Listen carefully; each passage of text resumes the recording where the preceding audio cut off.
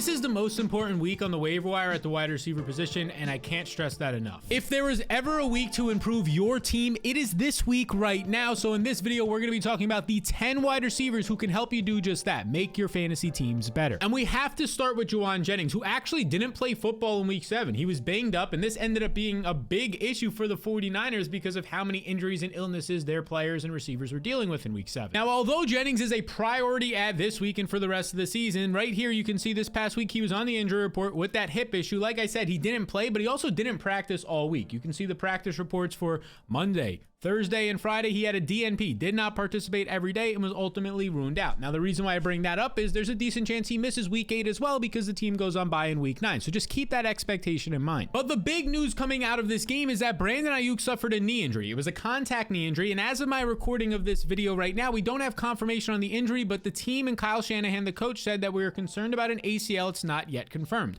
Well, on Twitter, we can see that SportsMD Analysis, a Harvard-trained surgeon, quickly went out there and said that the video is concerning for an ACL and an MCL. Best case scenario is a bone bruise and a sprain, but he suspects that the season is over for Aiyuk. Now, a bone bruise or a sprain is still going to be probably like close to 4 weeks out. So that's like best case scenario. Either way, Jennings is a priority ad because there's a really good chance now if Aiyuk is out for at least 4 weeks for the season that it'll be Deebo Samuel as the wide receiver 1 who dealt with his own illness, was throwing up, had to put a fan by him the entire game just to lower his temperature. He's going to be back next week most likely as well from this illness. And then Jennings as the wide receiver 2 at least to start right away. And that's a very important role because we kind of already know what to expect out of Jennings when he gets an extended role. We saw it a couple of times so far this year. We saw the upside outcome of when he went for 175 yards in a great matchup against the Rams on the road in 3 targets. He had 50 fantasy points. Now that's the ceiling. That's probably best case scenario. That's one of the best performances of all time for a wide receiver. But we also saw just what he can do on a week-to-week basis. A week after that in week 4, had 6 targets. He's averaging 6 targets per game this year, by the way. 3 catches, 88 yards, a solid 12 fantasy point performance. And it's not just these 2 weeks in week 3 and week 4. In past seasons when guys have been out, we've seen multi-touchdown games out of Jauan Jennings, who's a solid receiver in general. So far on the season, he ranks 7th in yards per route run amongst wide receivers. 7th, top 10 in his wide receiver efficiency. He ranks 9th in yards per target. So he's seeing yards downfield. He's producing at the catch point. He's winning in the intermediate parts of the field, and that's exactly what they're going to need, like a 1-for-1 direct replacement now for Aiyuk, and Jennings fits that mold pretty nicely. Believe it or not, this guy was dropped in a ton of leagues, as he probably should have been these last few weeks. He's available right now in 71% of leagues. Go add Jauan Jennings. But Jennings isn't the only 49ers wide receiver who becomes a priority ad based on this Brandon Aiyuk injury. The other one is their first-round rookie wide receiver, Ricky Pearsall, who actually made his season debut in week 7. Good timing for him to come back from a gunshot wound to the dude's chest after attempted robbery in the preseason. But the 49ers first-round pick, who is an older rookie, he's 24 years old so far, but this is a very talented player. He comes out of Florida to where he was one of the best route runners in the entire college football landscape the past 2 years. Now, in terms of what he did in college, he spent 5 seasons in college. That's why he's 24 years old already as a rookie. In 2019, 2020, and 2021, as you can see right here, he was at Arizona State.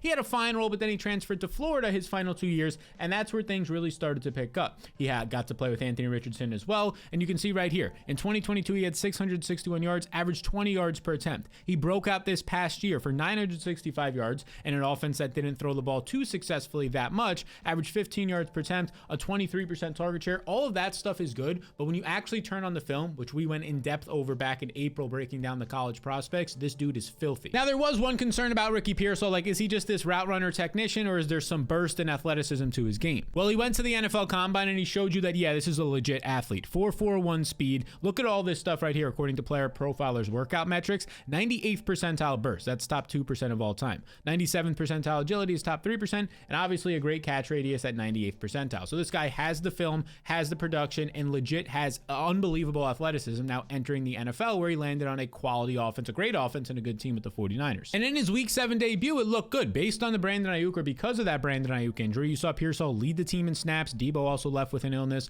lead the team in routes run with 32, and he had 5 targets. Now, again, this is because of Brandon Aiyuk's injury and Deebo going down that he was seeing this much usage, but it's good to see that immediately they didn't have training wheels on the guy. He he went right in there according to PFF and had those 32 routes run. He saw a full-time role, meaning that in future weeks, as soon as next week in week 8, he should see a full-time role of 30 plus routes, and the 5 targets were also good to see that he can earn those targets. I mean, what you're getting is one of the best route runners that we've seen enter the NFL, in my opinion, in probably the last 2 to 3 years, and now he's on a team that needs wide receiver help. There's also a chance that next week he's highly needed because yes, Debo should return from the illness. They might not and probably won't have Ayuk either way. And Jauan Jennings, like we mentioned earlier, although he's a priority at the rest of the season, this team goes on their bye in week 9. There's a chance that since he didn't practice this last week, that Jauan Jennings doesn't play again or practice again. They keep him out to be safe, and Ricky Pearsall is operating as a top 2 or 3 pass catcher in the offense right away. So because of this Brandon Ayuk injury and the other factors going on in San Francisco right now, and Ricky Pearsall's skill set, first round capital himself, I believe that he is currently this week a top 3 ad at the wide receiver position. Now, exactly where should he rank amongst the other wide receivers? Well, I have tiers that help you determine that for the waiver wire each week. These are this week's tiers for the quarterback and tight end position, for the running backs and wide receivers. If I were to scroll over, you would see 20 names for each of those positions, and I just sent these out today to over 21,000 other people who currently have access to them, and you can get access completely risk-free, by the way, as well. These tiers are a part of my fantasy blueprint, which again, if you want to get access, there's a link in the description, and you just follow these 2 simple steps, and if you want to get them risk-free, you sign up through one of our 2 partners. Those steps will take you to this, either Underdog or Better. Again, you get it risk-free through one of our 2 partners this year. Now, what does risk-free mean? Well, it just means simple as this. If you don't make your fantasy playoffs, the one-time payment of $10 through our partners is refunded to you. No questions asked, just reach out. So it's risk-free. You either make your playoffs, you go win a fantasy championship, or you don't and you get your money back. So if you want to get access to all the tools that I use in my fantasy leagues, and 21,000 people are getting every single day of the week right now in theirs, well, scan the QR code on the screen or click the link in the description below to grab those tools and smack around your friends and league mates with. Now, the next situation we have to talk about is the Tampa Bay Buccaneers, who their veteran wide receivers who have been so good this year, and this offense has been awesome to watch, and both Mike Evans and Chris Godwin left with injuries that both seem severe more than others. Chris Godwin's more than Mike Evans, but it's still a crappy situation. Evans entered this game with a hamstring injury, and then if you watch the video, if you saw it, this was him going for a touchdown. It reminded me a lot of Adam Thielen earlier in the year, who went for a touchdown fully extended and then eventually got put on IR pretty quick. Sports MD analysis says I lean towards a multi-week absence here, and that makes sense. We've now seen Adam Thielen go on IR. We saw Nico Collins aggravate his hamstring and go on IR. Juju Smith-Schuster just re-aggravated his. He's already been ruled out for week 8, and it's probably a multi-week thing. This is not good for Mike Evans, who's an aging wide receiver. But there's still a decent chance that Mike Evans comes back for you before your fantasy postseason, but don't expect to have him for the next 3 to 4 weeks, potentially even more since he's older. The real bummer news is Chris Godwin right here. They didn't even show the replay on ESPN. It's being described as an ankle fracture dislocation, and Sports MD analysis says if so, season is likely over. Potential return for the playoffs, but that's not the fantasy playoffs, that's the NFL playoffs. So for the purposes of this video, Chris Godwin, hopefully something more positive comes out, but as of right now, it looks like the Bucs are without Chris Godwin the rest of the year, and probably Mike Evans the next month or so. So immediately from a fantasy perspective, especially if you're a fantasy manager of either of those players, you're going, what do I do? The waivers run in 24 hours. What do I do? Well, the remaining wide receivers currently on this team, and I say currently because I wouldn't be shocked if the Bucs now make a move for a DeAndre Hopkins, for a Deontay Johnson, guys who are available before the week 10 trade deadline. But right here, you can see Trey Palmer, a second-year player. You can see Jalen McMillan, their rookie wide receiver, who in this game earned 8 targets, seems to have a nice connection and chemistry with Baker.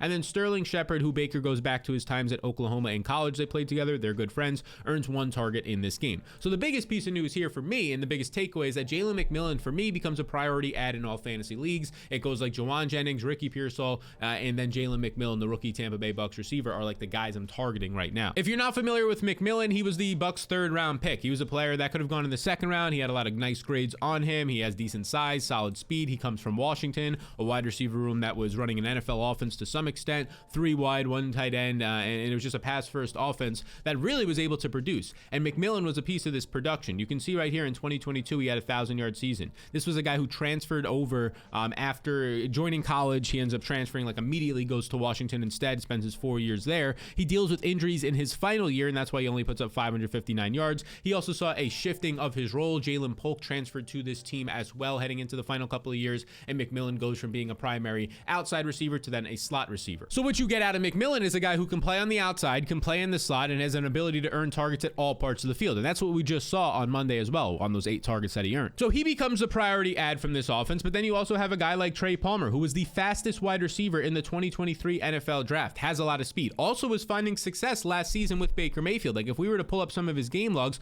of course you're going to have Mike Evans and Chris Godwin there with the Bucs last season as well, but if you pull up his 2023 game logs according according to Player Profiler, you're going to start to see some decent performances for a guy who is a late round rookie. And again, none of this is too crazy here, right? This is a 6th round rookie. So just the fact that immediately he's getting on the field as this team's wide receiver 3 and running 16 routes, running 14, becoming a full-time receiver with 23 and 20 and 25 routes, games of 7 targets, multiple 3-target games with a touchdown, right? Again, this is not me trying to come on here and say Trey Palmer last season was a top 24 wide receiver in fantasy, but he was a guy as a 6th round rookie who earned his way onto the field, competing with 2 good veteran wide receivers in Evans and Godwin, and still was able to put up 10, 15-point fantasy days. So in terms of the order of my preference on this team, it would go 1, Jalen McMillan. Number 2, I want to lean Trey Palmer right now as an outside receiver, but if we're talking just for the next month until Mike Evans comes back, I believe that Trey Palmer is the guy who gets squeezed, because Sterling Shepard to me looks like the slot receiver on this team once Evans comes back. Until Evans comes back, I believe, based on the usage in this past game, what you saw was both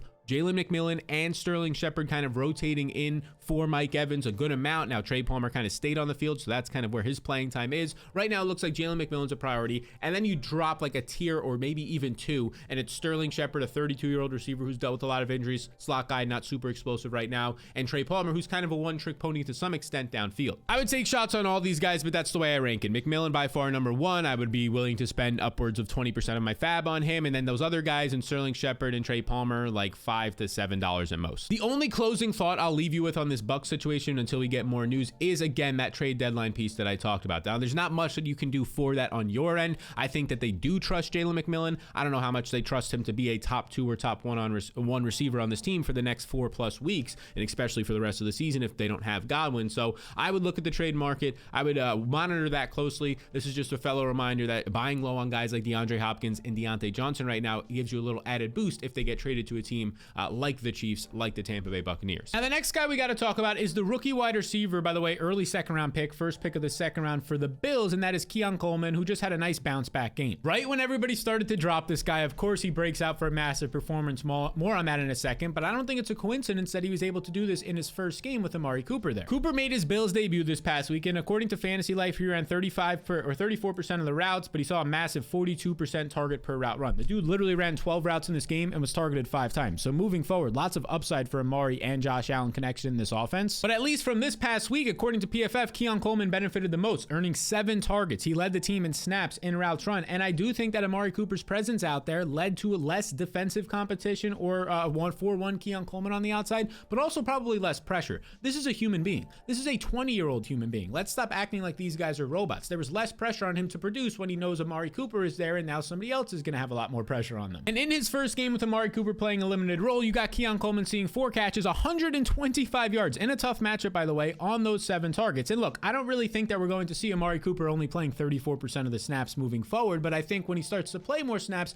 you probably don't get these 100+ yard performances out of Keon Coleman often, if even again this year, but you might get more sustainable 40-50 yard performances with a touchdown filtered in there. Because it's not like this guy isn't talented. There's a reason why he went to the Buffalo Bills in the 2nd round with the 1st overall pick. He has nice size at 213 pounds. You go down to his college career and you scroll all the way down here to where he transferred. You're not going to see insane stats, but he put up 798 yards in 2022 while playing at Michigan State. He outproduced Jaden Reed, a really good receiver for the Packers now at Michigan State. In 2023, he leads the way for the Florida State team that doesn't really throw the ball a lot, has a quarterback injury late in the season, leads the way with a 658 yards, 21% target share while competing with another NFL wide receiver who's now on the Eagles there in Johnny Wilson. This is a talented receiver. Some flaws to his game for sure. That's why he was a 2nd round pick, not 1st round, but he's talented. And it was nice to see him win in different ways. We got to see him win after the catch actually this past week. You'll see this play right here. Josh Allen's going to scramble out. This is the big 44-yard reception down the right sideline for Keon Coleman. You can see he catches the ball. Now, ideally, you would like to see him score here, but the after the catch production is nice, about 20-25+ yards after the catch. It wasn't just that, though. It wasn't just this one play. We got another explosive play. He's on the outside here where he usually lines up, wins quickly with a slant route, and then takes it after the catch for 50+ yards. So a nice 3-yard catch there, breaks a tackle, and he's running after the catch. Now, he stumbles. If he doesn't stumble, this is probably an 80-yard touchdown, but takes it 50 plus yards after the catch. Again, these are explosive plays. We're known to, Keon Coleman is known to have these big plays on the outside, jump ball stuff, but not yards after the catch. And we saw that a little bit this past week. His role, or at least his skill set, is evolving, which you would expect out of a young player. And the reason why I think he's interesting is, again, a flex option, not a guy who's going to get 100 yards a week. Is look at his schedule. Matchup against the Seahawks is great. The Dolphins matchup's fine. Matchup against the Colts is great. So honestly, his next 3 matchups are fine. You get a matchup against the Rams in there. So if we're looking at it, 4 out of his next 6 matchups are really strong matchups where we'll see less defensive attention as Amari Cooper gets more involved in the offense. I think Keon Coleman is worth picking back up, available now in over 70% of leagues. And I think we have to talk about this Juju Smith-Schuster situation for the Chiefs because sadly, he ended up getting hurt in this game. And we kind of saw it coming to some extent, but we really shouldn't have seen it coming fully because, look, he ended up going on the injury report with a hamstring after practice on Friday. I think it popped up originally on Thursday, but Andy Reid basically came out and said he alleviated the concerns, as this tweet said. He basically said it was just being precautious, like there was no injuries here, it was a hamstring spasm, he's going to be good to go and play. And that's what we got. Juju Smith-Schuster suited up in this game, but left early and didn't return. And sadly, it's being reported that he re-injured his hamstring. As you can see right here, SportsMD analysis says that a re-hamstring injury, it's more severe than just a normal hamstring. It's probably going to be 3 to 4 weeks. Data favors him missing week 8. Again, 3 to 4 weeks. You remember Nico Collins? That's a guy who re-injured his hamstring, immediately placed on IR. I wouldn't be shocked if by the time you're watching this, Juju has also been placed on IR and misses 4 weeks. That could happen. So now this leaves the Kansas City Chiefs without Marquise Brown, a player that they signed, Rashee Rice, their best wide receiver, and now Juju Smith-Schuster, who was looking like he was going to be their new replacement receiver for Rice. So what does this overall leave us with for fantasy? Well, you have Justin Watson leading the team this past week in snaps and routes run. We know what he is. Once in a while, he'll catch a 20-yard touchdown, but in this day and age for the Chiefs, who aren't passing the ball downfield much, not great. Xavier Worthy, their rookie wide receiver, comes out of the bye week, and he did earn 8 targets. He earned a carry in this game. I think that Xavier Worthy will be operating as their number 1 receiver moving forward. We'll see how that works. But then after that, it is just bad right now. You want to look at it right here. Sky Moore, we know what he is. A very raw, inexperienced receiver who really isn't winning downfield in the NFL. Mecole Hardman is probably like the best case scenario for a wide receiver that we can trust. Like, is this really the stage that we're at in week 8 of the NFL season where Mecole Hardman, if Juju Smith-Schuster is indeed going to miss at least 3 to 4 weeks, Mecole Hardman is the best wide receiver in this offense behind Xavier Worthy to target for fantasy, the only guy that we can add on waiver wires right now? It's looking like that, and it feels gross. And that leads me to believe that the Kansas City Chiefs are going to have to try and get a trade done, if not now, but right now, for a guy like DeAndre Hopkins, for a guy like Deontay Johnson, guys that are willing and out there in the trade markets according to trade reports and reporters right now. But at the same time, the Chiefs are 6-0. They somehow continue to win. Their offense looks terrible. Mahomes has thrown more interceptions than touchdown passes this year. They're leaning on their running game, whether it's with Kareem Hunt, who doesn't look all that great, but he's still just finding the end zone and getting you 3.5 yards per carry. Pacheco when he comes back. They're doing enough on defense right now to hold opponents down, and really the Chiefs offense doesn't need to score. So do they even say, like, we don't even need a wide receiver. We'll just wait for Marquise Brown to come back in the postseason and Juju to come back in a month? There's a chance they do that. So if I'm looking at this right now, the immediate takeaways for me are that if you have Xavier Worthy, okay, maybe he starts to get more involved. Travis Kelce's going to have to get more involved. The team's going to keep running the ball. I would stash Mecole Hardman for now, but I do suspect at least some rumors to go out there the next couple of days or weeks for a potential trade here. So that's how you handle that situation. It's not straightforward. It's messy, but I think that's the best way to look at it. Now let's go to another somewhat messy situation, and you could call it really messy because the Browns wide receiver room is interesting. Their second-year receiver, Cedric Tillman, who was a third-round pick for them last season, he kind of broke out in a big way this past week. In his first game without Amari Cooper, he plays 82% of the snaps. You can see on PFF right here, that's 69 total snaps, but he leads the way with an 11-target performance. This is very good. He ended up right away, this second-year player, beating out Elijah Moore, a veteran receiver, for a top 2 starting wide receiver job for the Browns. And this led to a solid performance for him. He caught 8 balls on 12 targets for 81 yards in this game, 18 fantasy points. Yes, the Browns trailed the entire game, but it was nice to see that he was able to do this despite having to play with 3 different quarterbacks.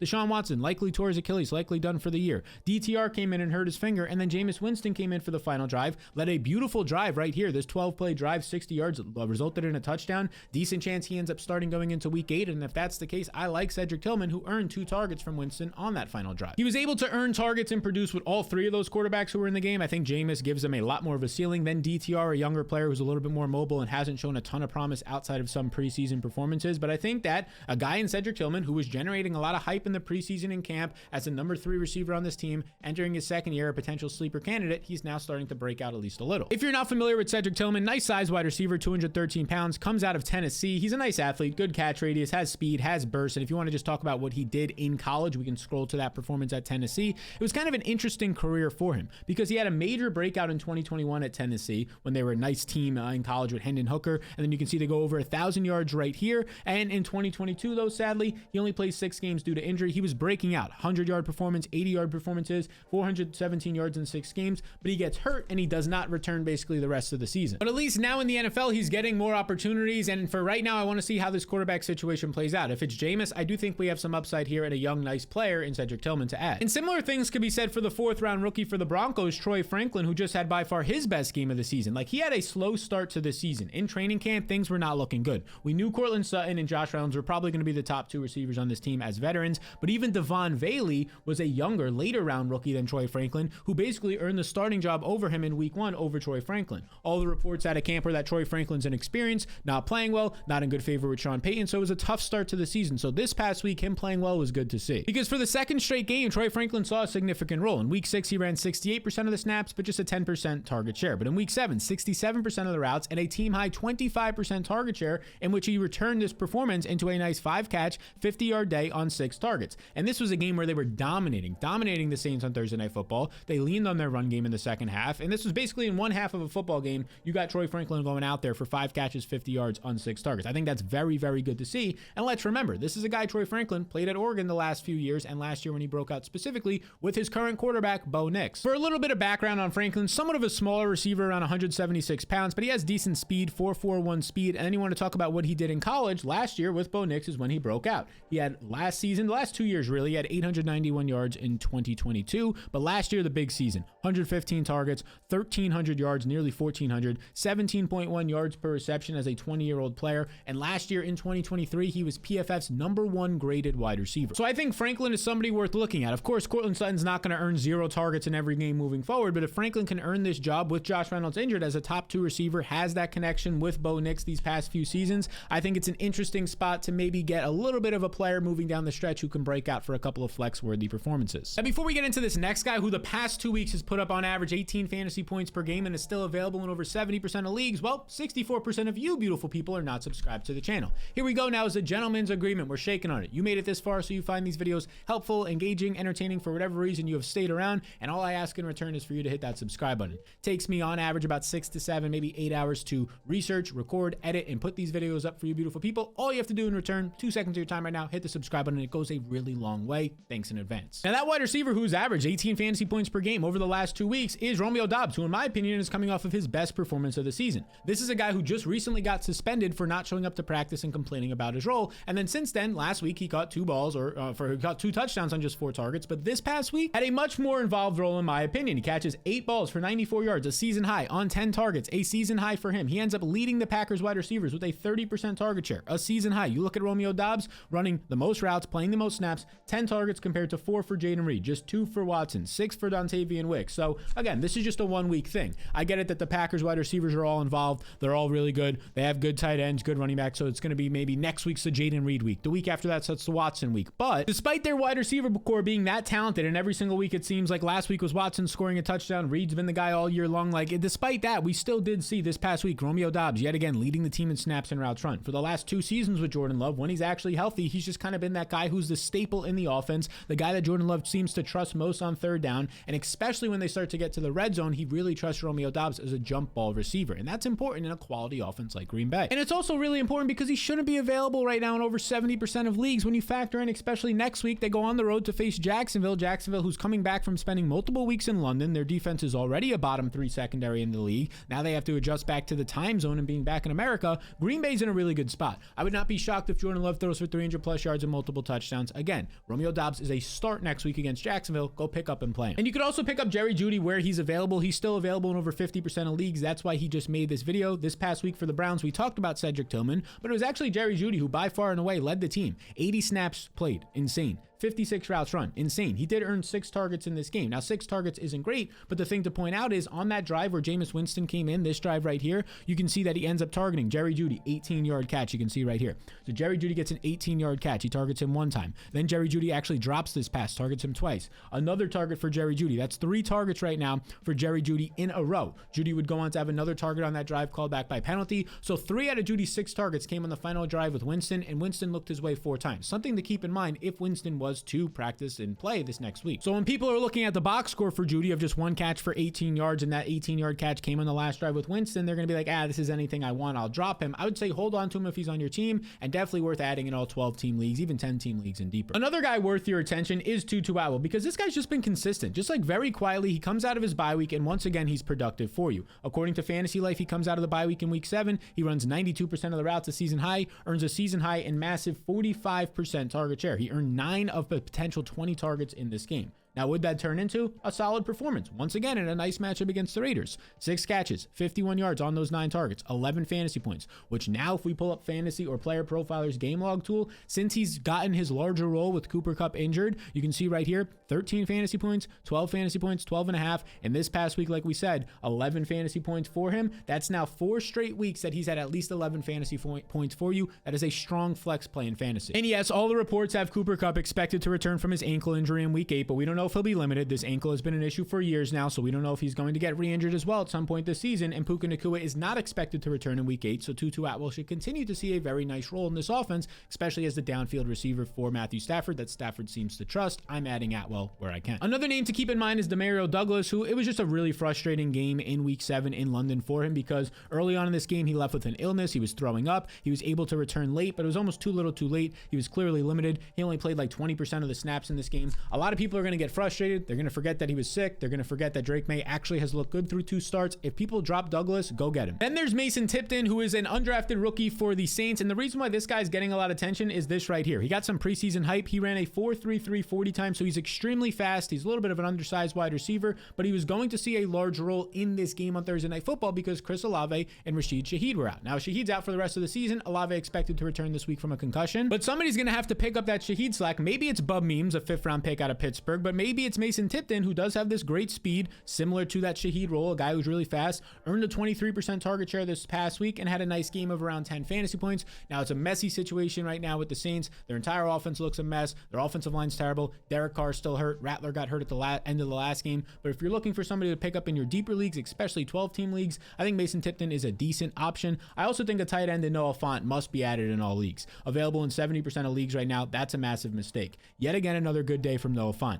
Over 10 fantasy points. Yet again, this guy's done this for more than half, or about half of his games or more this year. 60+ yards yet again for Noah Fant. And the big reason why you want to add him, other than the fact that outside of like the top 5 or 6 tight ends this year, no tight ends have been reliable, and Fant somewhat has, and he's on the waivers. Well, the other reason you want to add him is because DK Metcalf suffered a knee injury this past week. Now, they're saying it's not a major injury. SportsMD analysis believes that it's maybe some sort of MCL injury, which early data would favor Metcalf sitting in week 8. Maybe he misses a week or 2. If that's the case, it's going to mean a larger role for Noah Fant, who's going to go right into a beneficial matchup next week in week 8. Somebody you could also pick up and play off your waiver wire at the tight end position. So these have been the wide receivers, and then Noah Fant as well, that you should be adding in your league. I think this is by far the best availability week at the wide receiver position. Bunch of young, talented players who have some upside moving forward. If you want to see the running backs that you should be adding this week as well, some really nice stashes in there, and a guy that you can start as soon as this week for some upside. We can check out this video right here. YouTube thinks you'll like it. I'll think you'll like it. It could be your favorite video of all time. So check it out right there, and be sure to hit the subscribe button before you go. I'll see you all in the next one.